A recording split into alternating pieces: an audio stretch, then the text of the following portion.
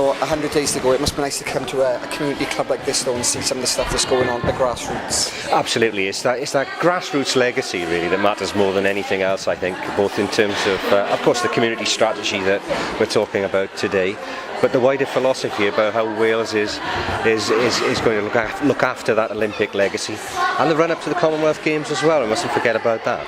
How significant is the launch of this strategy? I think it's really important and hugely significant because we're making the obvious link, and it's obvious to us but may not be to everybody, that the Olympics is not just about elite performance and ensuring that our athletes win medals in London. It's also about ensuring that there's a proper legacy from the Games in terms of grassroots and community sport.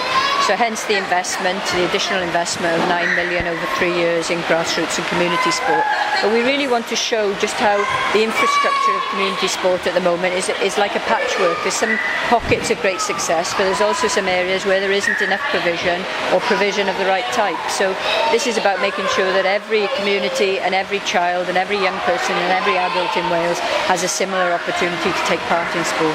I mean, our membership has grown in 3 years fantastically. We've gone from, say, 100 members right up to about 600 children now coming through the door. I mean, obviously the more investment in children, the more children we get through the door and the more children we keep in sport then. Okay, whenever you're ready.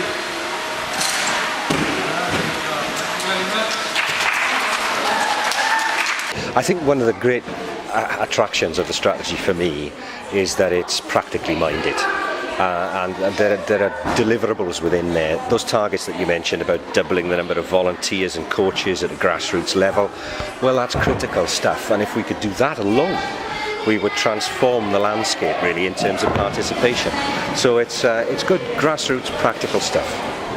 When you come to a facility like this today with so many kids around, you can see the words into action, I suppose. Absolutely, and it's great to see a family-run social enterprise doing so well in what remains a poor socio-economic part of Cardiff. And it's great just to see so many young girls in particular, because we know that it's become difficult to keep girls in particular involved in sport with a drop-off at 11 and onwards. So initiatives like this are the kind of initiatives we're looking to support really, something different, something innovative, something entrepreneurial, because we can't just keep doing what we've always done or we will simply only get a small increase in numbers. We're looking for the big hits here.